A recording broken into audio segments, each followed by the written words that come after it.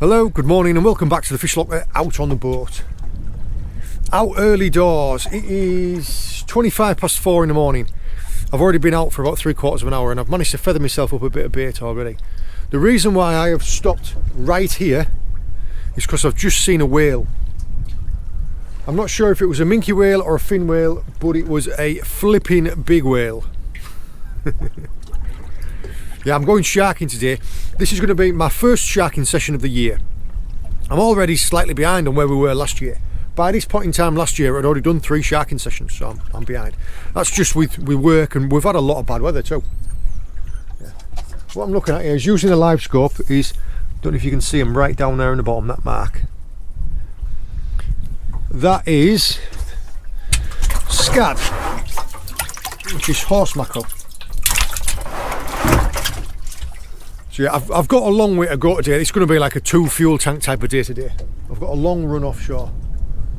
I just stopped because I thought, well, because I wanted to see this whale. Yeah, when I get right offshore, I will explain the rods, the rigs, the tactics, everything as I'm doing it. Oh, I tell you what, that's a good bit of bait. That's a big patch of bait fish there on the bottom. See what that looks like. Oh yeah. Yeah. 4:27 in the morning. The early bird and all that. Let's go. I have gotten where I am going, and I tell you what, it's not the nicest day out here, is it? We've got a massive great rainstorm over there, and we have about 5 foot swell. But it feels fishy. I like it when it's got like a bit of energy in the water, like today. We are gonna, I don't know if you can see, we are gonna slop around a little bit. First thing I'm gonna do, I'm gonna get my chum out. Now, I pre-make my chum and I freeze it. This is frozen blocks of chum, and I'm gonna put them inside of a laundry sack. Just drop them over the side. I'll talk you through all of it. I'll just get started. Stunning morning. Chum bags over the side. We've got the first bait in the water. It is. It's not the nicest of days, is it? It's going to get a little bit worse, and then it's going to get a little bit better.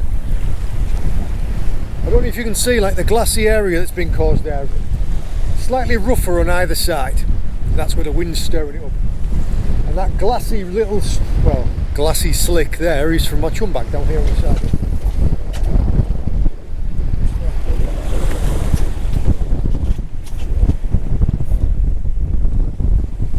Now the key I feel to a successful sharking trip is a good chum slick, good chum. I make mine up in batches and I freeze it. I prefer frozen chum because I feel that throughout the day, as it thaws, it slowly releases. Especially on a choppy day like today, we've got a lot of wave action. That bag's going to get churned up. Oh, it's going to get churned up a bit and the scent's going to get released. Now, I'm fishing 2 sets. I've got one bait in close, which is what you can see there, and this is a popping rod. This is a Pen Conflict popping rod, and it's a Spinfisher live liner. The reason why I like the live liner is because it's got the bait runner function, so that a fish can pick it up and run, and the bait runner runs, and as soon as I want to, I just reel the handle and I'm engaging to full drag. Now that's going to be my shallow bait. My deeper bait, my further bait, you set the depths. I am in 92 metres of water. Set the depths at whatever I feel like the sharks are going to be at. The furthest bait away from the boat is the deepest bait. This one's set at maybe 20 foot. The furthest bait I might set at 60 foot. And then, depending throughout the day, I'll experiment. If all the sharks are coming in shallow, if I'm getting all the sharks on a nearer rod, I'll make the further rod shallower. If all the sharks are coming on the furthest rod, the deepest rod, I'll make this one shallower. You just adapt to all the days. But my deeper rod, this is a Pen Regiment 3 solid carbon. It's a 20 to 30, and I've got a Marquesa reel on it. This is a Marquesa 30. You can see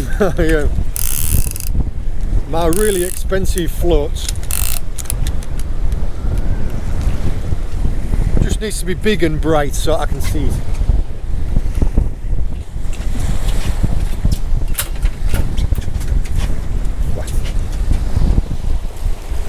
Pretty much everything that I'm doing today, there will be an individual video about it. I've got some videos already on the channel about how to make your shark chum. I'll tag them into the description. And my traces as well, my shark traces. Mine come in two parts. I have a rig body that incorporates a leg, and I have hook lengths with some muppets on them. There's several reasons. I'll explain throughout the day why I have them in two different pieces. But I'm going to feed out my furthest bait, get myself tidied up. One of your fundamentals today, I mean it is a bit of a sloppy day. You want nothing on the deck, you want nothing around you, and you want everything that you are going to need right to hand. So right next to me I've got my gloves, I've got my T-bar. I'm going to cut some baits and put them in a bucket so I'm not scrabbling around with a knife. And then we'll just wait for a fish. Yeah, I've had it some days where I haven't even managed to get the first bait properly out and I've had a shark take it. And I've had other ones where you've got to wait for a few hours. We will just find out. At the same time, once I get all set up, once I get two baits out, I might fish a bait on the bottom.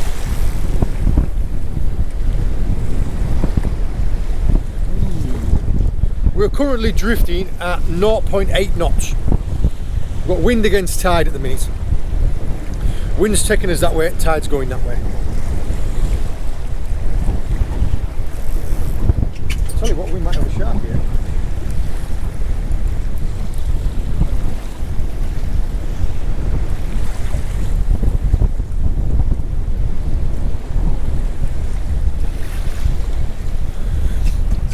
I just had a couple of little clicks of drag taken off. Now that could have just been the waves, but the float's behaving erratically too. You're not going to be able to see it if I swung the camera around. I swung the camera around like this, look. The float is just up there, but it's a little speck hidden in all the waves.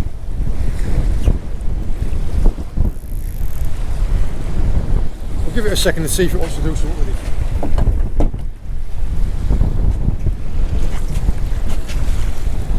Yes, you're looking for several things. The best thing that you will see is the rod just hoop over like that and lines start leaving. Or you're looking for the bottle going down.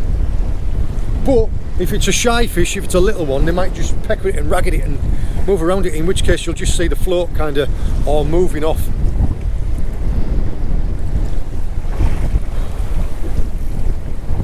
Let's get them other baits out and I'll get back to you.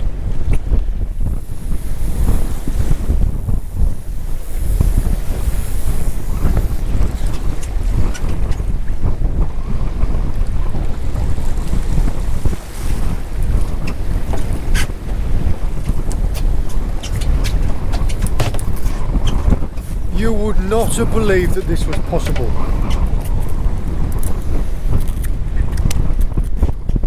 I'm fishing in 91 metres of water. I'm drifting at 0.9 knots. And I've still managed to catch a dogfish. You absolutely couldn't make it up. Not the sharks that I'm after.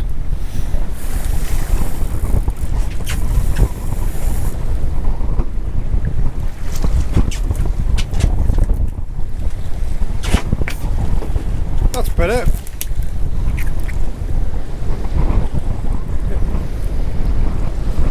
Nice size whiting. He wasn't coming off. Hook's right in there. We haven't actually seen too many whitings this year. They're late to arrive. But it's a good sign.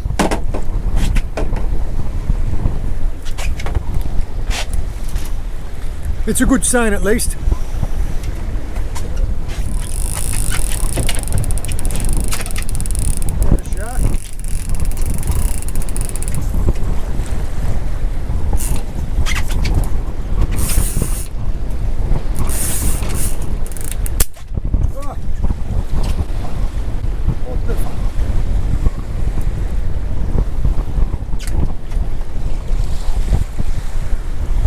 Oh no!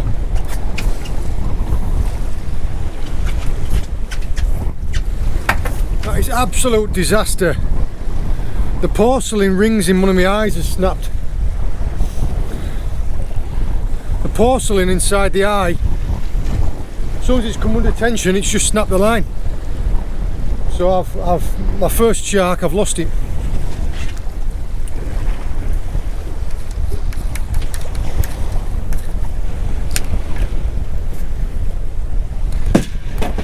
To say I'm frustrated is an understatement. Not only because, well, the benefit of that is the way that I fish my sharking rigs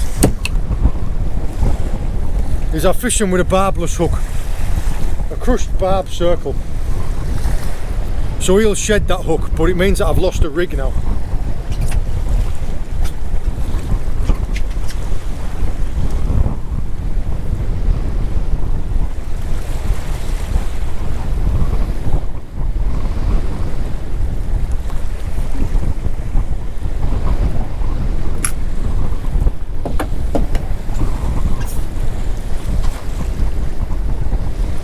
In fact, I can still see that float. I'm going to pull everything in, I'm going to go and chase it.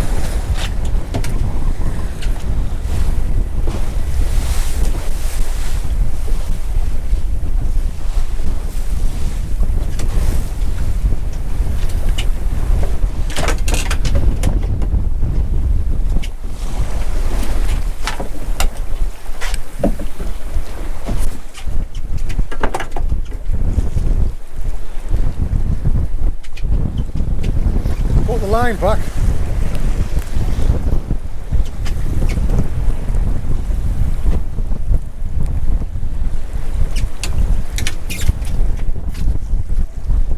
I think there is a fish on the end of this.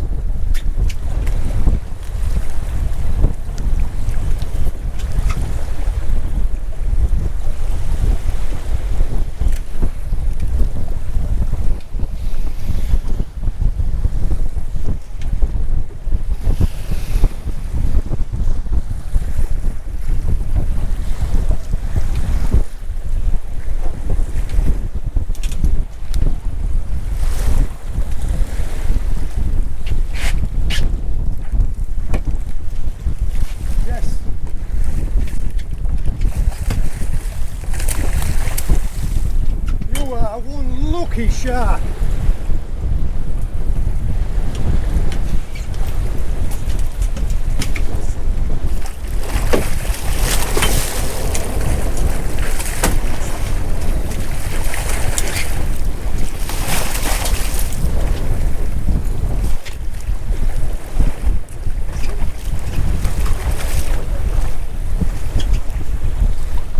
Now I've been able to.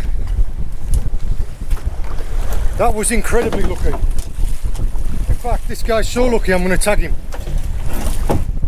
Yeah, this is Noah tag number 413330.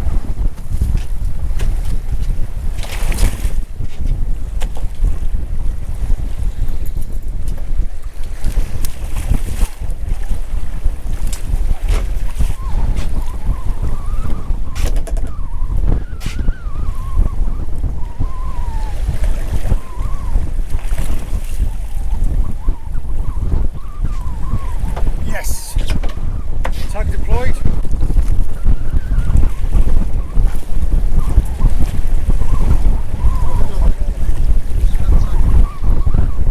There's that tag there. Oh.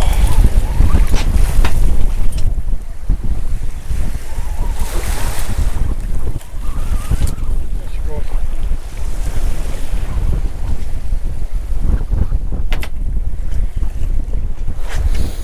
Now, I would say that is a classic case of Murphy's Law.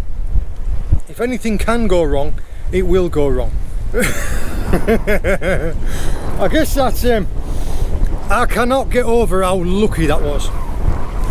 You saw the line snap, and all I thought was I could still see that float.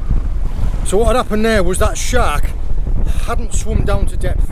I'd set the hook into it, and it stayed at about maybe 20 meters. So So I saw the float was still cocked in the water. If the float had laid flat like that, or disappeared completely, if it laid flat, I would have known that it had slid right off the line. If it had disappeared completely, it would have been under the water. I could see it was still bobbing up, so I knew that that rig was still attached to that float. And all I did was I steamed down and got hold of it. I managed to retrieve absolutely everything.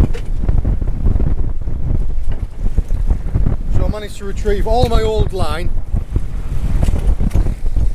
and still attached to the other end of it was still the shark. So just handballed the shark in. I did tag that. These are Noah tags, shark tags. I would put that shark there at being between 40 and 45 pounds. And to make matters worse, somehow this has got a snapped porcelain, so this rod's useless. But also, in the fight with that fish, while I was busy trying to deal with it, the handle snapped off my fixed pole rod. Now fortunately I have got two spares. This is a 6,500. What I'm just going to do, I'm just going to change the leader over onto my other spinning rod. So yeah, positives and negatives. An absolute cluster F of things to go wrong. Did get the shark, got all the gear back, so win-win, but I've got a broken rod and a broken reel. Got the chum bag back over the side. You can see we're still making a nice slick. Give me 10 minutes to sort all these rods and reels out, and then we'll get back fishing. Hopefully that is all the bad luck out of the way, because that was an absolute miracle. Get back to you in a second. Now what I've done is I've switched over to my other setup, and now it is a lighter setup. Usually what I'll do is I'll fish the two rods that I would do normally, like one deep and one shallow, and I'll have one set up ready on the side of the boat without a float and a lead on, just in case you get a really curious fish. Because sometimes they'll work their way up the slick and they'll miss the baits, and they'll end up round the back of the boat, and they'll come up underneath the boat and round, and sometimes you see them just being really inquisitive at the back. So rather than bringing one of those baits in to feed it, I'll have one ready on the side of the boat just to kind of drop down in front of it. So I've got my lighter set up now as my shallower rod. I'm retying that leader on.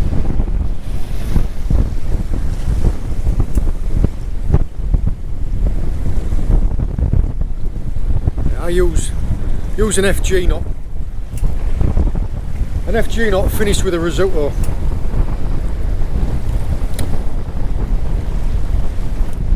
The reason why I'm keen to put that leader back on is because the fish did come on the deep rod. Now we are drifting nice. We're drifting at 0.9 knots. I'd prefer to be drifting 1 to 1.5, but it's better than knout. Got a good straight line. Since we started, we've drifted 1.9 miles.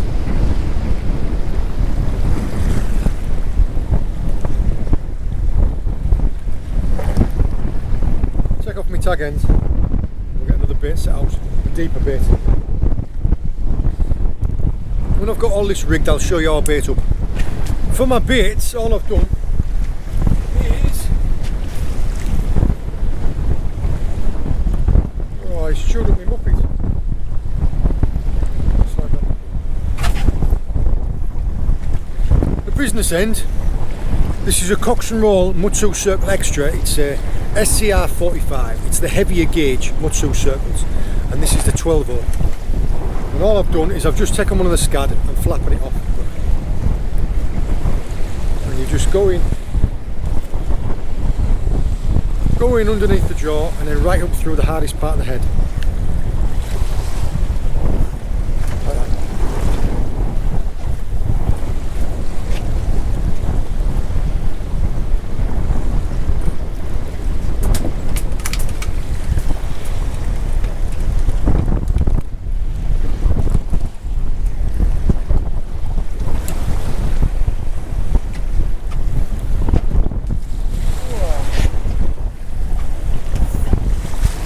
Just run this out past there. With my rods, the rods in the holders here, I have leashed them down. These leashes actually were made for me by a friend of ours, by Liddy Carter. She's made these. She's got, I think it's called Liddy's Leads or Liddy's Leashes, I can't remember. But yeah, thank you very much, Liddy.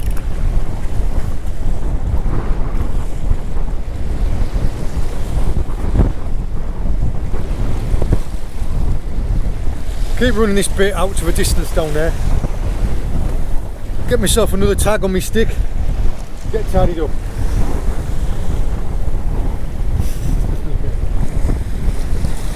You do everything you can to make sure that you mitigate all the possible things that could go wrong. When it happens, you just got to adapt. But yeah, I am really glad I could see that float, and I thought, I'll tell you what, no, I'm going for that. Because I managed to get all of the braid back. I mean, this much braid. My leader, my trace, and the shark. It was just really lucky. Like I say, given a bit of time, that shark, because it was a barbless hook, I mean, you might have seen how quickly it popped out when I T-barred it. But it being a barbless hook, they will shed the hooks. None of the shark fishing in the UK is really tech for the table. It's all catch and release.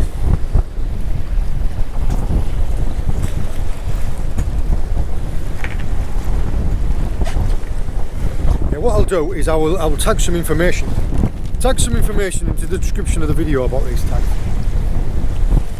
But yeah, I'll record it was a female fish, by the way. I'll record the estimated weight, the sex, the location, all the information that I gather from there that I put on these tags. If that shark is recaptured, that might have been a bite, that. If that shark's recaptured, they'll be able to work out things like growth rates, migration routes, all that type of stuff. Yeah, that's Noah.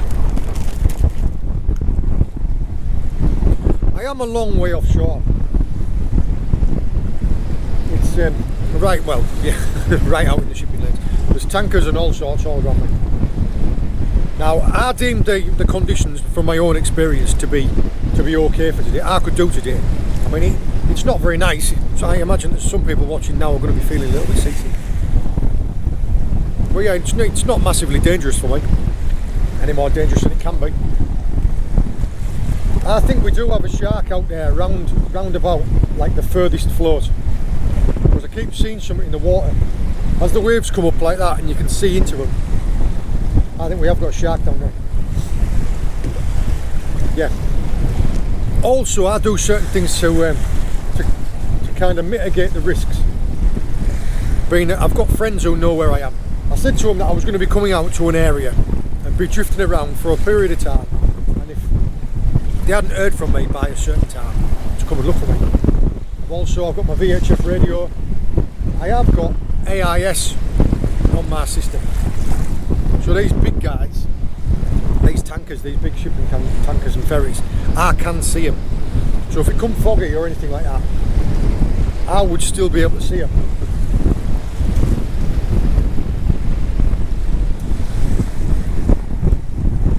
Also, I have this. It's a Garmin InReach Mini 2. What this is it allows me to. I'm well outside of phone signal here. This allows me to text me missus or call for help via satellite. So yeah, it's all about just mitigating the risks. And I just keep this down next to my VHF. I did contemplate getting like a PLB, a personal locator build. Yeah, a personal locator beacon. can't even see it. The only problem with them is that's just for SOS, that's just for when you're in trouble. That one there, this can also get me out of trouble, because if I'm stuck outside of here and I'm fishing's real good and I haven't got any signal, I can text my missus at home to tell her I'm going to be late, so it gets me out of trouble that way too.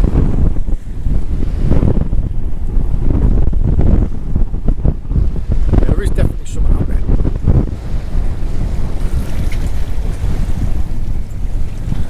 Dolphins are back. See them back at the boat now. Cutting about it slick. I think what's going on there is chum slick's got a load of little fish in it. It's got a load of fish like garfish or little mackerel in it. Dolphins have come in to scoop them up. Just run down through slack water. We're going to start having wind and tide together now. So the drift's going to pick up. We're already drifting at 1.1 knots.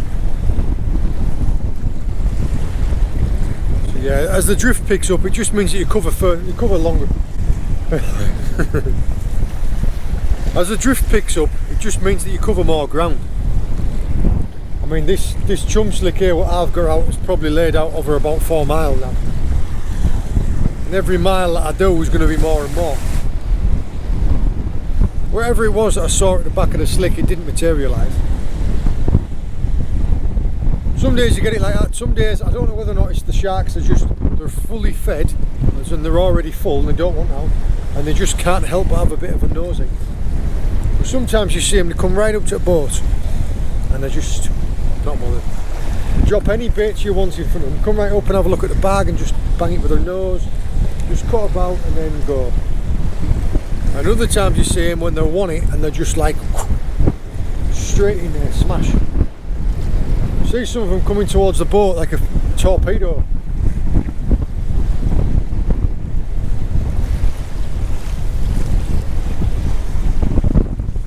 Do with another fish.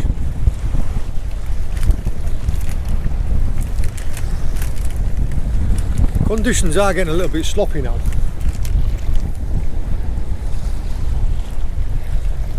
When we first come out here, the wind was stronger, but now the swell's picked up.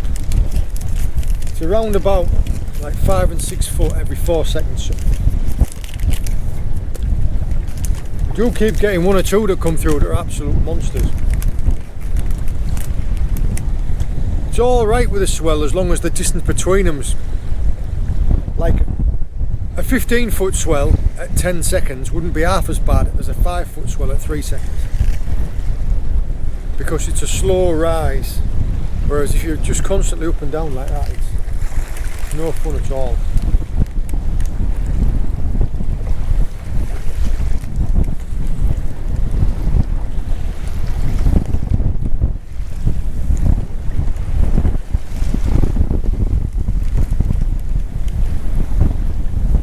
Give it half an hour more.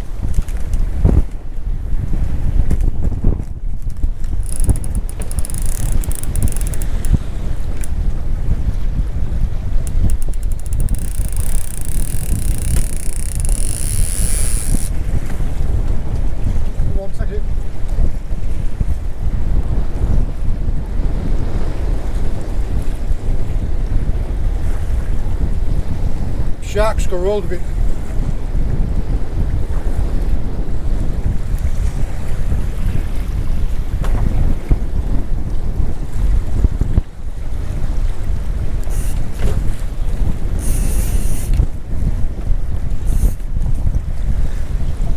Got ya. Got ya.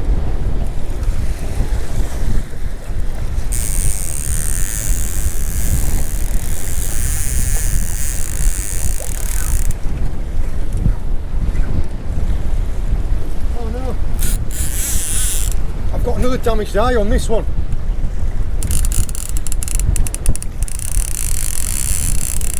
Oh, how was that happening?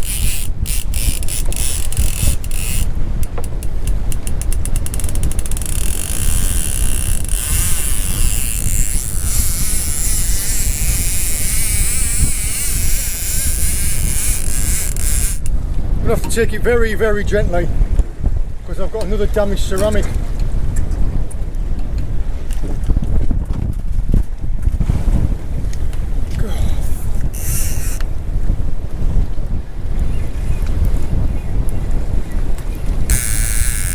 It is running and it feels like a nice fish, but I'm having to, I can't play it with a fully bent rod just because all I'm going to do is shred me braid.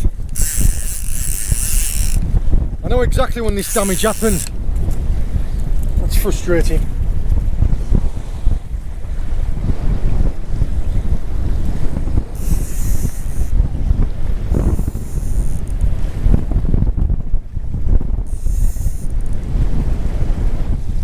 Problem is I can't load the rod up because of the damaged ceramic.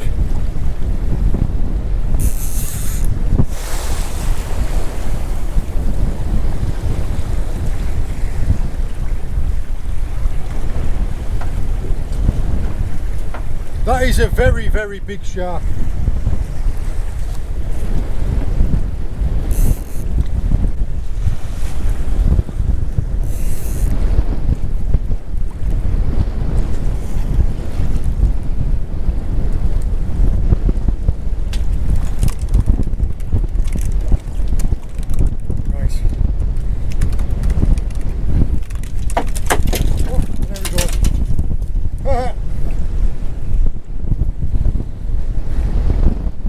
There's the bait.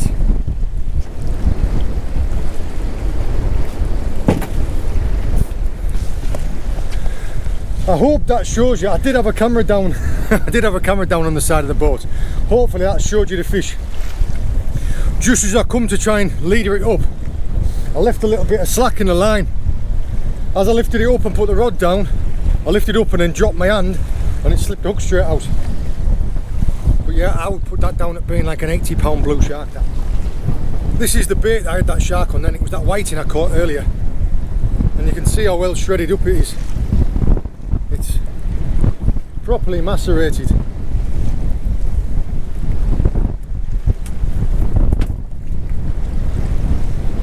Yeah. Just good. That shows you perfectly, like I was saying. This is a circle with the barb crushed. So there's no barb on that.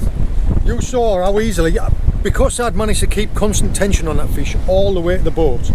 As soon as tension dropped off, which was here, the hook slips out. That's why I was saying, like, when I had that fish snap off earlier on, and I said that guy will shed his hook because it's a barbless hook. You know, the hooks do come out. That just shows it there, just by having a little bit of a drop in tension. That's also why when you're reeling them in, you should always keep a bend in the rod. You should always keep tension on the fish to keep that hook in there, because as soon as you let tension off, that's when it's going to slip out. Now, frustratingly, I was thinking to myself today, I wonder when I've cracked that eye. I did put both the rods in the trolley this morning on the way to the boat out of the van, and I propped them up on top of the fuel can, and they slid down and banged on the trolley, and I think I've damaged two of the eyes, one on each rod, and that was when I did it. Hopefully that's my bad things come in threes. That's my three things. Two broken rods and a broken reel. I would count that as being a caught fish because I had the leader in my hand, I had the trace in my hand. I didn't get to tag it, but that doesn't matter, still got to see it. Yeah, that was bigger than the last one. And just before we're about to pack up, we've got 10 more minutes. I'm gonna shake my tongue now. Yeah, we haven't got long because I've got quite a lot of stuff to do today, and we've got a long way to get back. Start wrapping down all this gear. Yeah. Both of these fish today came on the heavier trace, came on the deeper trace.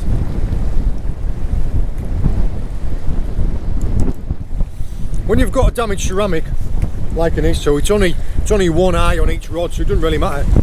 can get you can take them off and you can whip new ones on.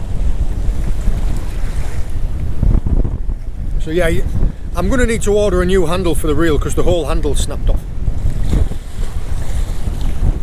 I don't need to replace the whole reel, but I do need to replace the handle. And with the rods, I just need to replace 2 eyes.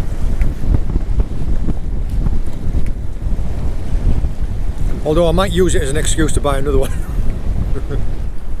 Right, I've given it as long as I can. I've tidied everything down apart from that last rod that's still out.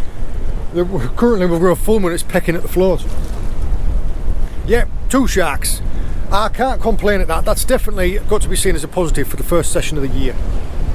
I did break 2 rods and 1 reel in the process, but yeah, that's by the by. Yeah, not the easiest of conditions today, but we caught fish, so I'm happy with that. I have got a long steam back in now. Hopefully this weather sorts itself out so that we can get out and do some more sharking soon. I hope you enjoyed joining me. I hope you found it interesting. All the very best. See you later.